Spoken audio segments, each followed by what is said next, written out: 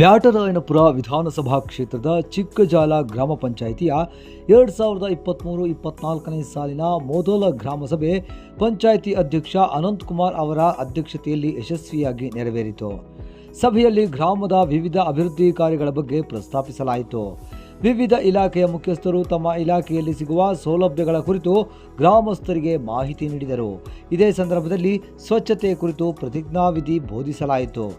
ಜೊತೆಗೆ ಸ್ವಚ್ಛ ಭಾರತ್ ಅಭಿಯಾನದ ಅಂಗವಾಗಿ 2 ಕಸದ ಬುಟ್ಟಿಗಳನ್ನು ವಿತರಿಸಲಾಯಿತು.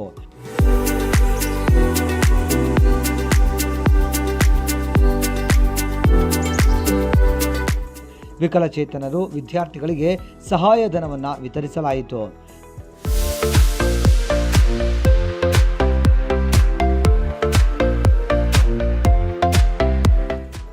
ಗ್ರಾಮಸ್ಥರು ತಮ್ಮ ಸಮಸ್ಯೆಗಳನ್ನು ಪಂಚಾಯಿತಿ ಗಮನಕ್ಕೆ ತಂದರು. ಸಭೆಯಲ್ಲಿ ಮಹಿಳೆಯರಿಗೆ ಸೀರೆಯನ್ನು ವಿತರಿಸಲಾಯಿತು.